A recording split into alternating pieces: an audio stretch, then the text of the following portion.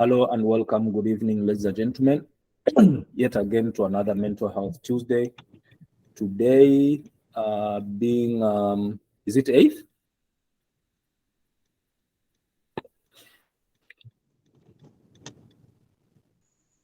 Yes, it is. Yes, it Yeah, is. being Tuesday, 8th of May, 2023, with May being a mental health month. So welcome again after a long break over the Ramadan period. And now we are back, and I'm sure we are back with a lot of good themes and subjects that will help us with our mental health education. Today, we will be discussing around the concept of identity crisis.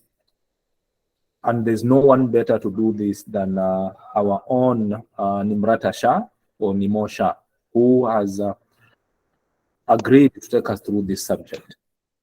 Nimo, are you there? Yes. Yes, I'm here. Can you hear me? Yes, we can. Yes, I'm still driving, so please excuse me. I'll be home in a few minutes. Okay. And thank you, Mohammed, for your introduction. And I just want to wish everybody a wonderful Eid Mubarak because I haven't had the chance to say that. And it brings me great joy and happiness to share whatever you experienced in that month with you and everybody who's joined this call.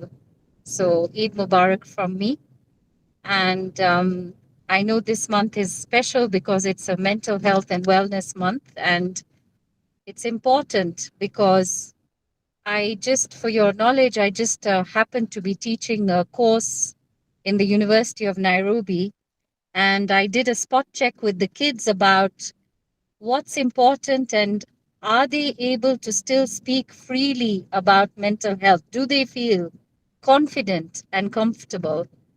And their answer was no. It's still something that they feel shy to come and approach. And I believe by having these sessions, we have together a lot of work to cover. So, a part of being able to speak freely is also linked to our identity and how we feel from within and how are we relating to the world around us, whether at the age of 20, whether at the age of 40, the inner world, what's going on within us matters to and relates to what's going on outside. It's how we respond. Um, it's together. And the youth are very much a part of this identity um, concept, I would say, and more feeling. How do they relate to their world? How are they feeling? How are they interacting? What is important to them? And I feel a lot of this is linked to self confidence and self esteem, whether in men or women, both matter. And, I keep coming up with examples because, we live in a world where we interact with people from all cultures, from all walks of life, from all, uh, you know, uh, all facets, whether student, whether it's a businessman, all matter, whether it's a corporate person, whether it's a housewife. So their identities also matter. And that's why it's a very important topic for us to discuss because when self esteem is there, I feel women and especially young adolescent girls have a very big problem. They find it hard to relate to the world around them because they are facing so many changes, you know.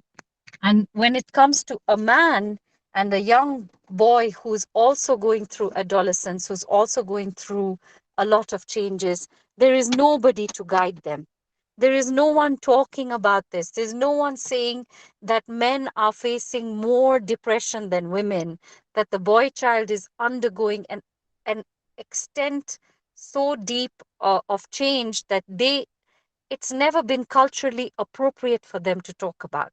So these are the two identities I'd like to cover for boys and men and girls and women or adolescents, whatever you want to call youth.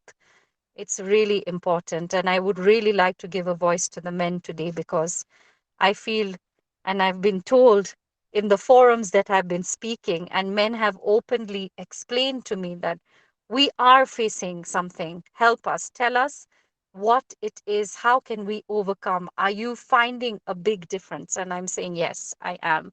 And yes, we need more men to come forward. Thanks, Mohammed. Over to you. Wow, that's a gallop. As in, you ran right through the topic. Thank you very much. And last week, but one, I think I had a conversation with one psychologist in Nairobi, a very good friend of ours. And I told her we want to host a topic around identity crisis. And she asked me, what about it? I don't think there's anything to do with the identity crisis. So this is a school of thought. And even approaching you for this topic, it was like I was trying the waters. Do you believe in identity crisis or do you not believe in identity crisis? So I think the one question we needed to ask, what is identity crisis and how does it manifest? And the second question towards this conversation will be, who does it affect most? For which you have already kind of annotated some examples that where it hits most. And the last question, before we finish this conversation, is how do we then support people to cope when they find themselves in identity crisis? So, Nimo, back to you. Why do you think some people think there is nothing like identity crisis? And why do you think there is?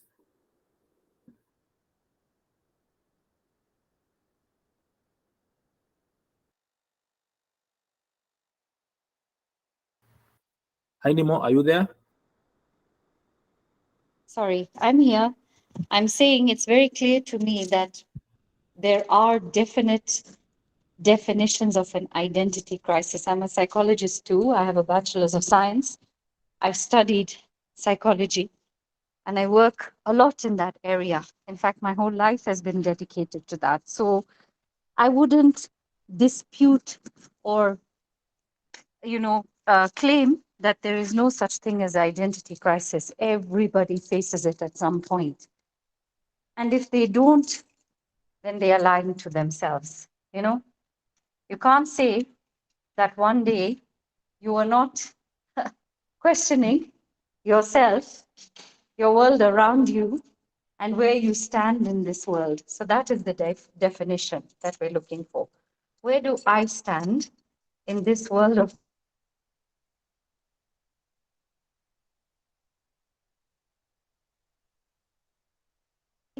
first as an individual, as a as a female, as a male, as a husband, as a student, as an academic, whatever field you're in, your identity is associated with that. It's basic if you look at the definition. The complexity comes in when your mind is not able to find a way to fit in. For example, with women, they may feel misunderstood if they don't have a way to express their emotions. With men, they may feel underconfident if they're not able to deliver what they set out to do. So it works both ways, and it processes differently for a man, and it processes differently for a woman, or it processes differently for a young woman and a young man. So both are in play over here. And the years between 17 and 27 are very important for both youth. And I'm talking in both genders, because in that, they are able to understand who they are. They're trying to find out where they stand in the world, what they want to do, what they want to become, how they want to play out their lives. All of it matters. So that's where identity comes in as a definition. And the crisis that we're facing with the youth today is because the definitions and the roles have expanded so much, we don't know where do we fit. Where does the boy child fit? Where does the young woman fit? Now the women are allowed to work, they're allowed to go out much more. Men are also able to, achieve much more in their field. The definition of a role in a job has changed. You can be an IT consultant working from home now, or you can be in a big corporate office. All of this has now made identity such a big deal. So yes, I could understand why the psychologists would say there is no identity crisis. But if you're practicing as a counselor, most of the issues that come in is because I don't know who I am, what I want. So I project that on others. I project that maybe on my mother as a young person, or my father. And how do I project it? I'm angry at the world around me because I don't understand it. I hope I've been able to define it a bit better. Yeah. Thanks, Mohammed. Over to you. Yeah, thank you very much, Nemo. Maybe we give it out to the participants now to give their voices. What is the experience around the identity crisis? Do they think it exists? Do they think it's an illusion? Do they think it matters? Please raise your hand for your chance to speak, or you may write on the call chat as we give time to Nemo to have a drink, a glass of water, and we get back into the next question. Anybody who has a voice, please raise up your hand or write on the call chat.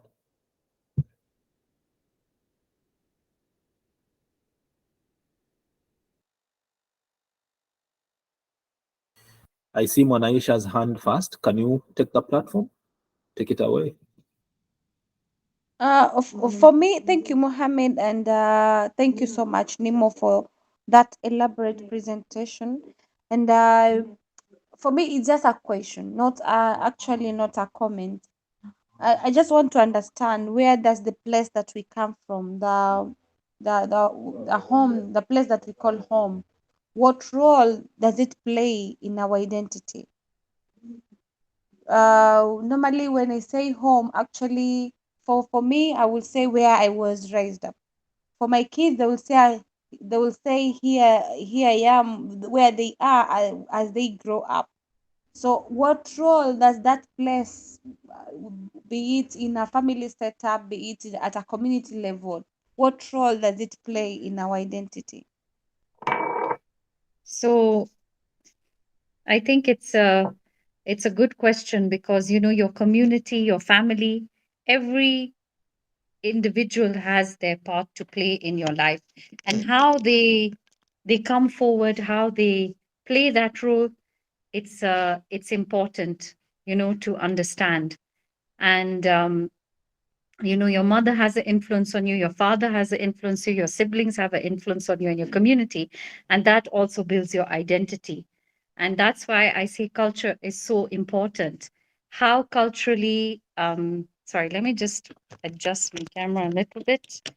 How culturally appropriate are we in terms of, keeping our traditions, uh, our roots? That plays a very important role in the identity of a child, when they're growing up. How much of it are we imparting? How much of it are we ready to modernize? Because some children just don't accept things blindly today. That's another issue.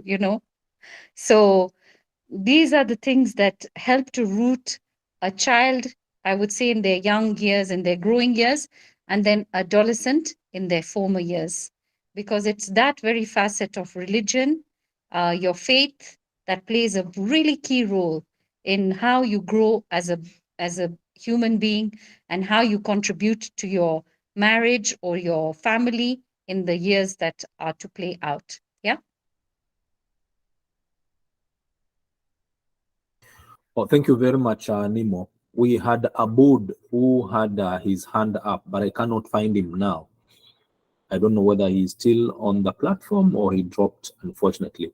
Anybody else who has a question or a comment around the concept of identity crisis?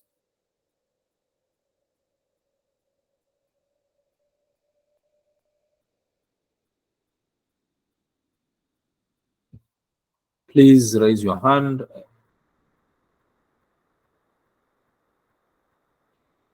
Either yes, I can see Cephas. Please take the platform, Cephas. Thank you, Mohammed, and also Nemo, for the past session, all the sentiments that she has just given out. I'm really a worried person because you find that in most youthful stages, the late adolescent stages, you have said that at times you will find that the ladies can feel that they are misunderstood, while men, if they cannot achieve what they want to achieve, they feel like the self-esteem goes down. And this can move with this can affect so many people, especially these young people. And for example, it happens so up to a very late stage, maybe somebody at 30s, 40s is still suffering from the same. How can he or she be helped out? Thank you. Yeah, I am very much pro technology. The issue has come in when too much information is available at a very young age to children, and you can't stop it. When youth are on YouTube, on Instagram, on TikTok, they are made exposed to a plethora of information. So much of it is bombarded into their mind, and that also helps them to understand that they have access to information. They have access to what they can see and what they can't see, and that plays a big role in how they perceive the world. And how do you stop that? You can't stop. You can't tell a child there are good things for you to see on social media and there are bad. You can only educate them.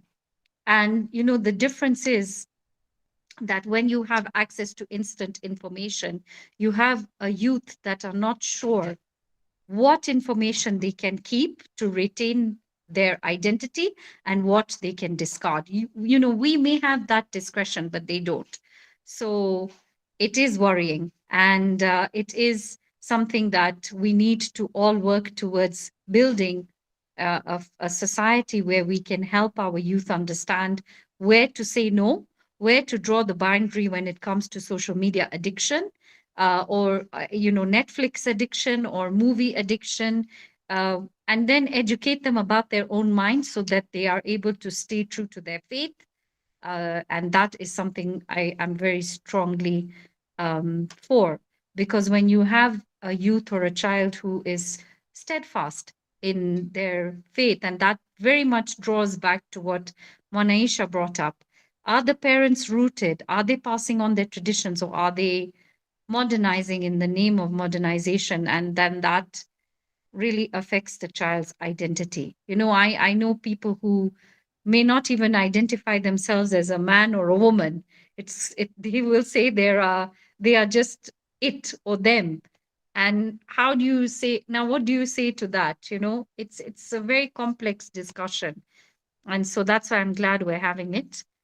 And I say again and again, the self-esteem of the the woman and the self-confidence of the man is very important in a relationship, in a building of a human adult child, and a human adult, a woman or a man.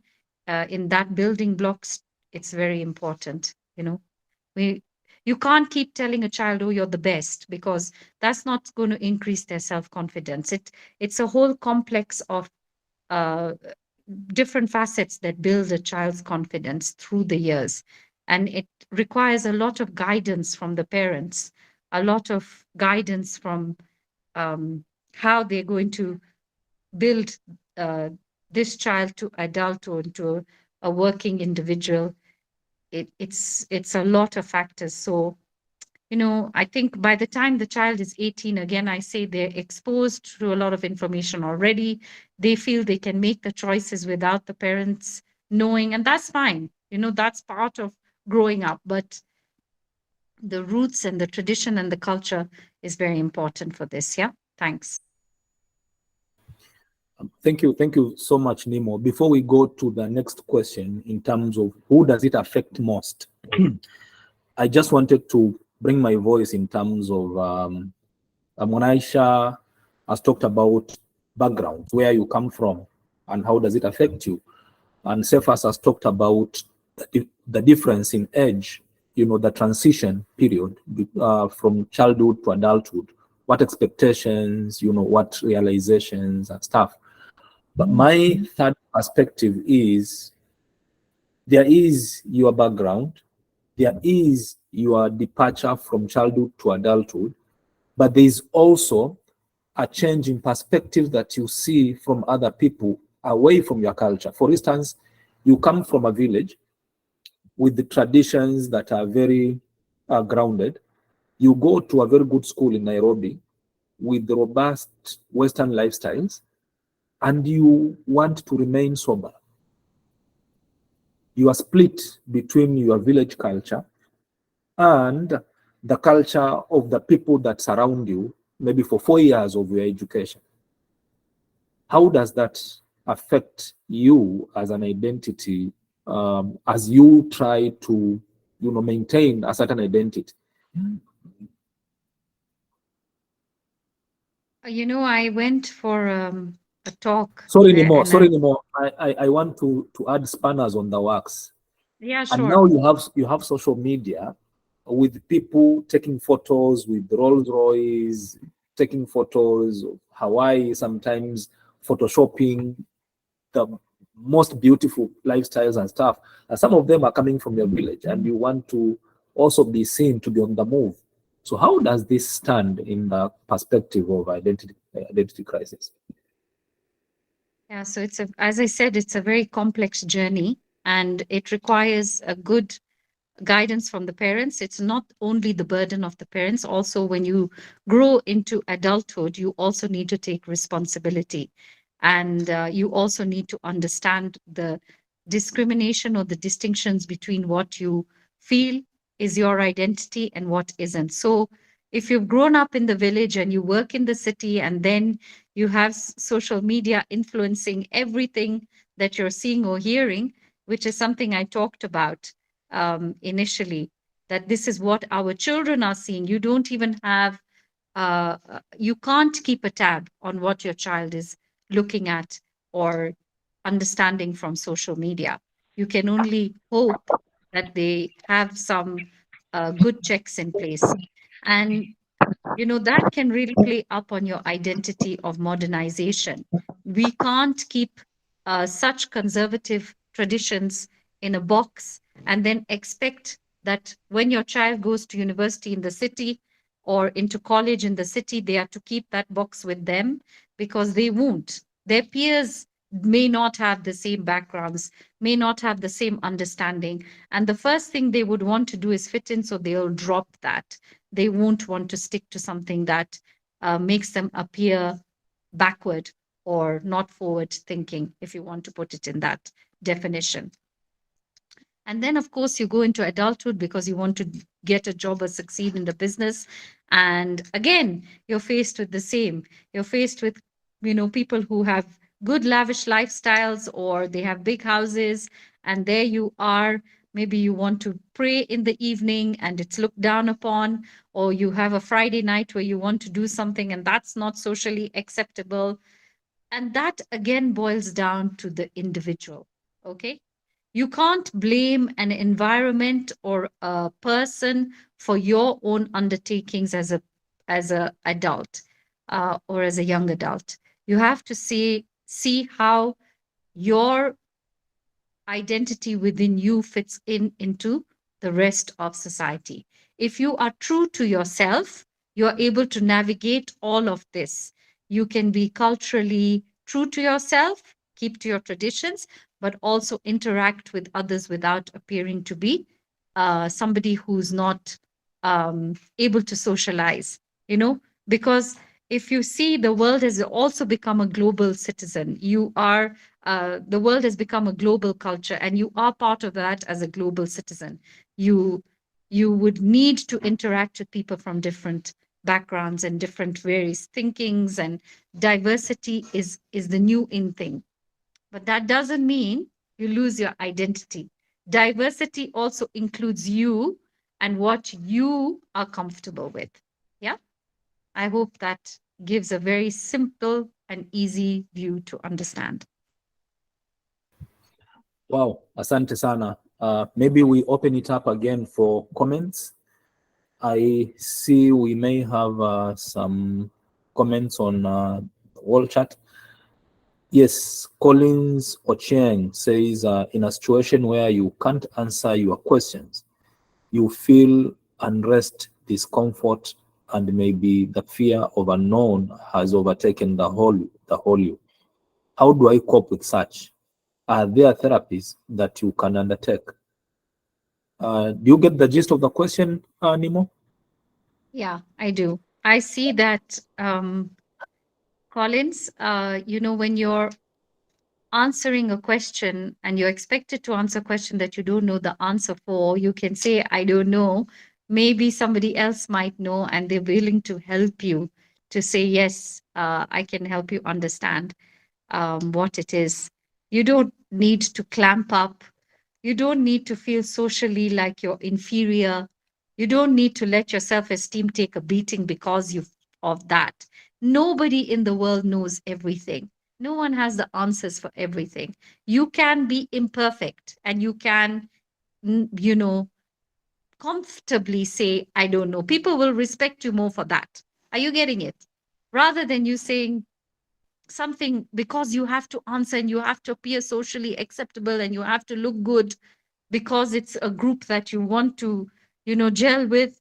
Rather you say, I don't know, people will respect you more. I don't know, maybe you know better, can you help me? Great, you've started a conversation. You've started something that, fine, somebody may know better than me. And sometimes we're afraid to show our weaknesses because we are supposed to be manly or adult. But I'm saying, if you're true to yourself, people are not so bad, they understand. Yeah, maybe it's your own. And I get that totally, where you're your own biggest self critic. You get it. You expect perfection from yourself, so it's okay. But you can relax that a bit and it's fine. And you'll see your nervousness will reduce, your ability to interact with people will reduce. Yeah, will increase, as in your ability not to feel social anxiety will reduce. Yeah, thanks. Asante sana. Anybody else mwenye angependa kuchangia? Anybody else with a contribution, another question? We want to go to the third part of the topic, as in how do we do then to mitigate identity crisis so that it does not affect our development? Any question, any comment before we go to that question?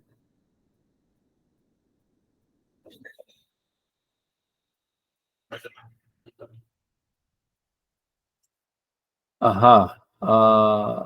Mwanaisha again. Can we find another person to comment? It's not just Mwanaisha and Cephas.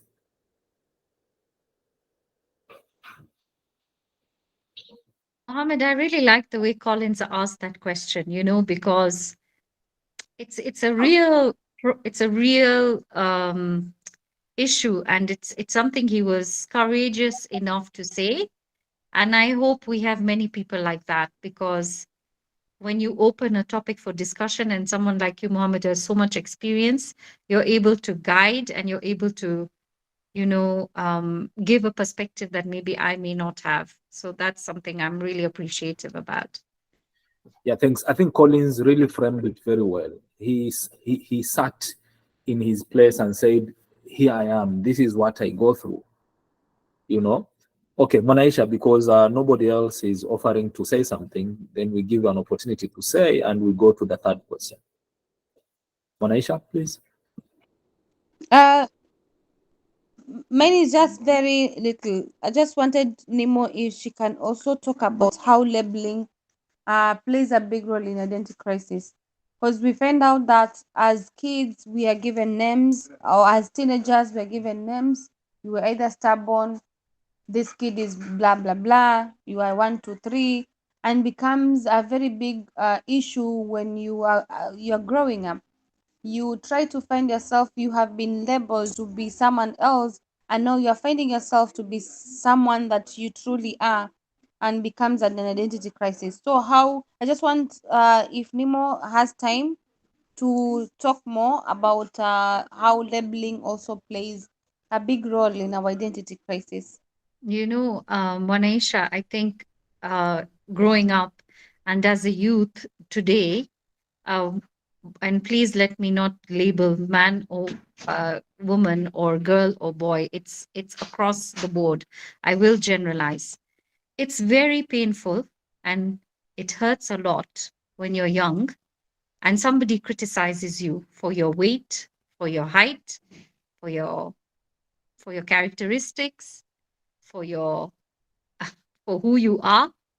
And I know many of you, in fact, all of you have faced that. Okay, you can't say I haven't, but you don't need to say it out loud. I get it. It is like that. This is how the society is, and it could even be your own siblings, your own parents who have done the same. Now, you see, labeling somebody as stubborn or labeling someone as big or somebody as this person never listens or is incompetent. It could have been a passing comment. You must remember that you change every day. Your cells, in scientifically, if you look at it biologically, your cells change every day. You're not the same person. So the person who gave you that opinion or that criticism, and that's set as something that you identified with, it changes also because you may have been stubborn when you're 18 and somebody may not notice that you've changed. That's their priority, their perspective. It's not yours. So you can continue being who you are. You don't have to stay with that label. You don't have to stay with that criticism. You need to take it like a pinch of salt. You know, people's opinions of you are always passing. And if you ask that person after 3 days, they'll never remember. It is you who sticks to that and holds on to it like the gospel truth. And that is something that we need to learn to undo as we grow, as we change, as we know. So if somebody calls you stubborn and you know you're not stubborn, you don't need to explain or justify your action. The next day that same person may call you as a very flexible, wonderful human being, and if it's I know your families are like that. They continuously label you.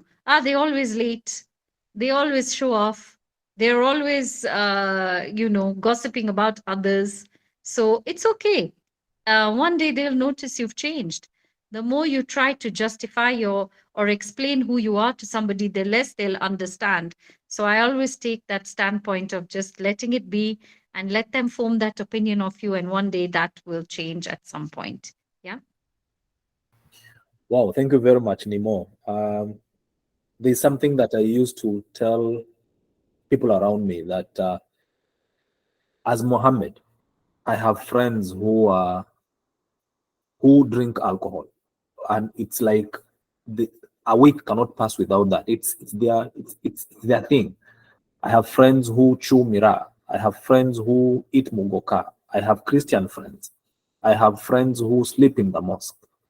I have friends who go out to the parties and stuff. So you have like 6, 7 types of friends. Imagine if you were to die so that you fit in to all these sets of friends. At the same time, you want to sleep in the mosque. At the same time, you want to be at the church because of your Christian friends. At the same time, you want to chew cat because your friends do it. At the same time, you want to drink alcohol. At the same time, you want to go on a party because you also have to place these. Just imagine, will you ever have a life? Will you ever have a life because you want to please everybody? So I think part of the tonic for identity crisis is to stick to your truth and say, what is my value in this life? What do I want to leave as a legacy? And which direction takes me there? Because the moment you don't know where you are going, then every direction takes you and it's going to break your back. Nemo? Definitely. I mean, our identification always comes with who we are.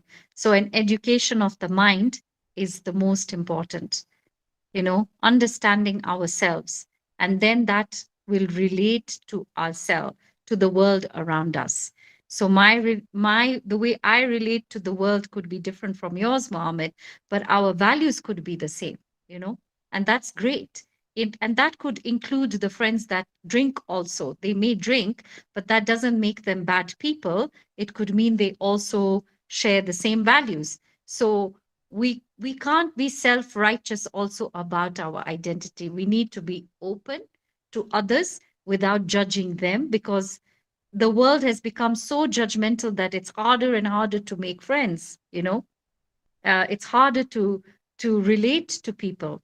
So I would say that, again, be a global citizen, but keep true to your values. And your value could be A, B, C, and somebody else's could be another A, B, C, but that's fine, you know. Generally, we used to have a culture of meeting in the community, meeting in the, in for a gathering, whether it be the birth of a child or a marriage. And now marriage has become another definition, and the birth of a child may be something else. And, it's all changing. So move with the times, but also keep your traditions, keep your values, because the more we are culturally sensitive to others and our own culture, the more we are able to maintain who we are, you know. So it's the most important. Yeah. Thank you so much, Nemo. I think what is important is, do you know where you're going? It doesn't matter whether everybody wants you to be like them. You can accommodate them in the way that you don't show disrespect, but you travel on your journey still. Mandeje Sajad has written a great conversation. I'd love to know, for instance, with the concept of life, is it okay to say that it is almost a guarantee that one will go through identity crisis at given points in their lifetime? I think you said that, Nemo, in the beginning. You may elaborate. You will 100%. When you're in your 20s, when you're in your 30s, when you're even 15, when you're in your 40s, when you're in your 60s, your priorities change. Who you are changes. You're not going to enjoy the same things when you're 50, when you're 60, when you're not going to enjoy the same things when you were 20 and now you're 40. So of course it changes, and the one thing I would like to say, Mohammed, is people tend to feel alone in this crisis, because who understands? You see everyone else around you doing well. You see them having conversations when you're out at a gathering, in the church, in the mosque, and wherever you're going. If you're out with your community, you say, hey, this guy is so confident. Look at me. I'm facing this issue. Am I the only one? And you think, my God, I'm going a little, there's something wrong with me. But I would say, no, there's nothing wrong. You may be feeling that things are changing for you, and it's okay. And I would keep saying, keep a good social circle around you. Don't isolate yourself. Make yourself uh, available to go to different places to meet people, and you will find someone that resonates with you, that resonates with your ideology, that resonates with your values. And if those values have changed, it's fine.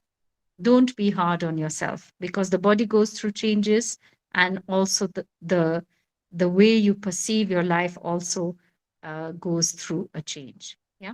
Be flexible with yourself. Be kind to yourself. Yeah. Asante sana. Going forward, what should we do to make sure we are not adversely affected by the identity crisis? What should we do? I strongly believe that we should have a sense of community, a sense, whether it's your social circle, whether it's your siblings, whether it's somebody who you can relate to, or some people you can relate to. They may have changed. It's also okay. And you find a new group of people. Don't be, closed off because you've changed as a person, to meeting new people and being in new situations. And just keep yourself open. Be kind to yourself. Know that identity crisis is part of life. It is a journey. And, do a lot of self reflection of what it is you want from your life and who you are, and know that that definition can also change. It's all right, you know. And when you're going through this, don't feel alone. Don't feel like you're the only one. Everybody's struggling with self confidence and self esteem. You cannot be self confident 100% all the time, every single minute of the day. Okay, we all go through that phase of feeling like we are not capable enough, not good enough for what's around us. And know that everybody has their moments, their good times and their bad times. And it's all part of life. We are to go through this journey, and don't think, go in an extreme, because that extreme is what won't allow you to grow as a person. So I would say, Mohammed, allowing ourselves to grow and being kind for that growth, not uh, not closing ourselves off to the experience of life, will allow this identity crisis to say, for you to sail through this identity crisis. Yeah. Wow, asante sana. Bado, we still have around 8 minutes of this conversation. I want to give another opportunity to the audience again to say something, either appreciate, give feedback, or ask one or two more questions before we close it. Anyone? Tunaweza uliza maswali Kiswahili kama ungenge kidogo umetutia baridi, na we can write on the call chat. Amazing conversation so far. Anybody who wants to speak?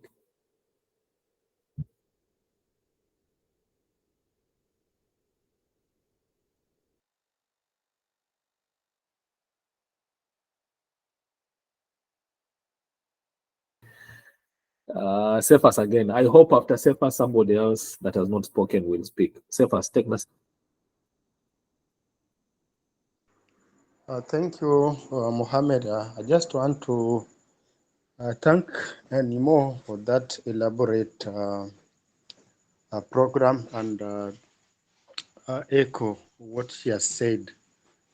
She has advised us that we should always stick to our values.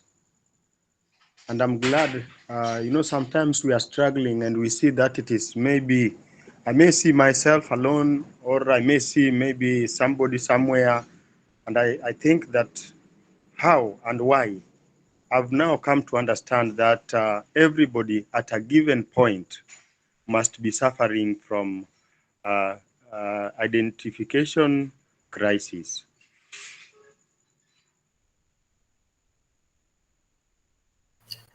Aha, asante sana. Nimo, I just want to. Okay, Collins, please take the stage. Okay. Thank you so much. It has been a very quite impressive session.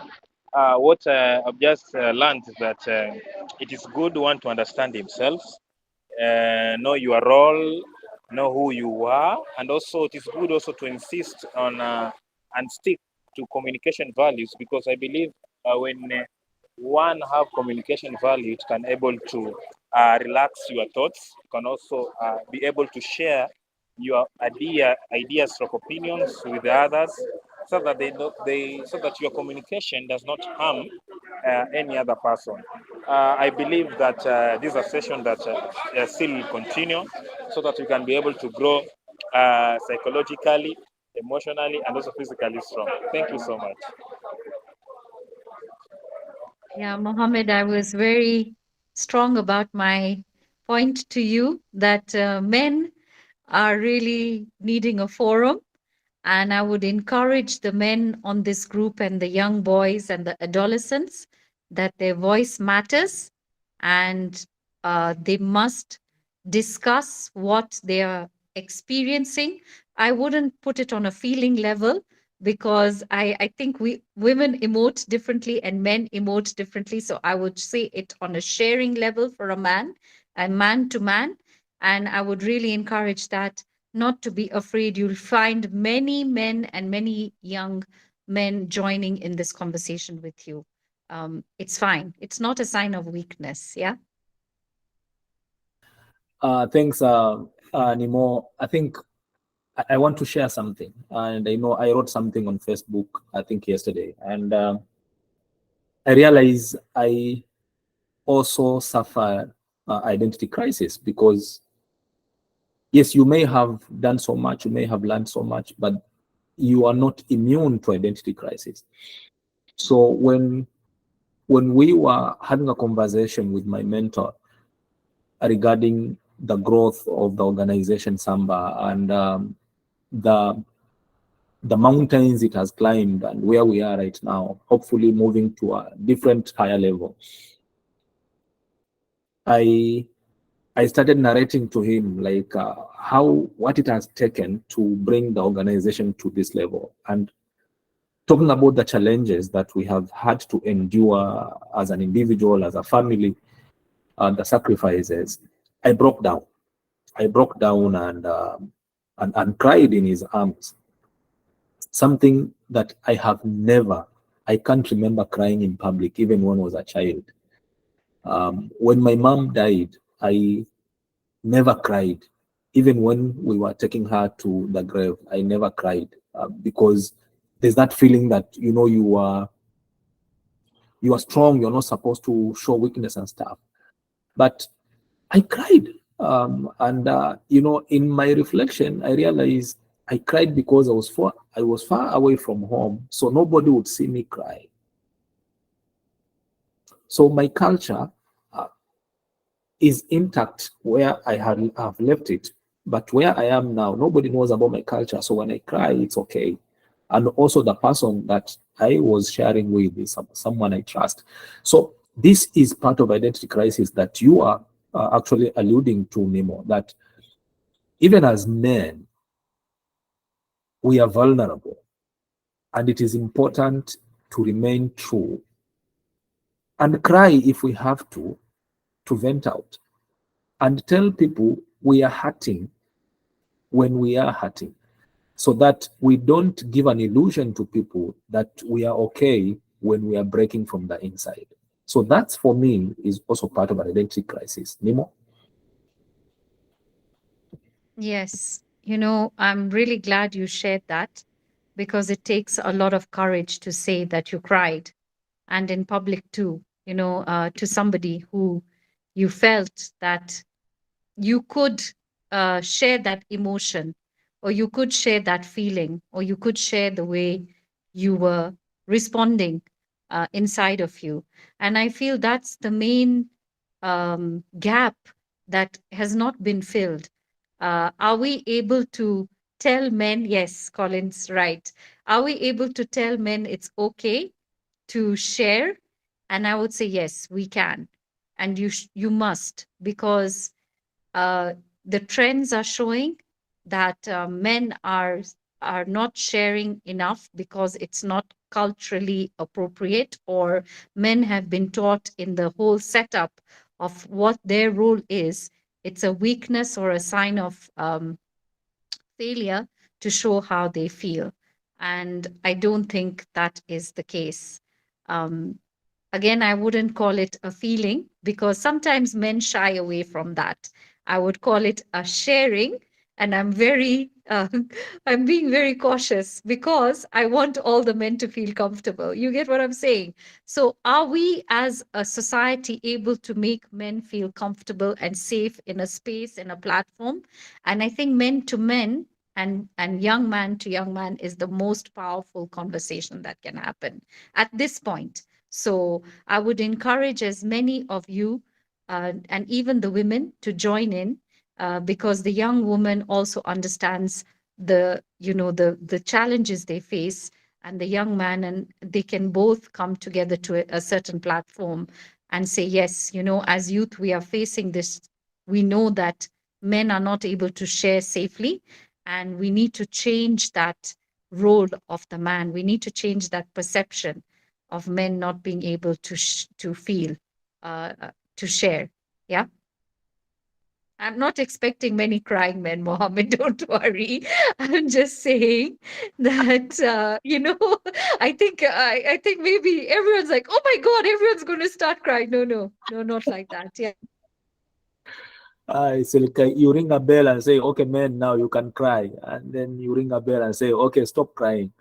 Nemo, it's been a wonderful conversation, really. It's been a while since we connected again on this platform, and it feels so fresh and nice and sweet.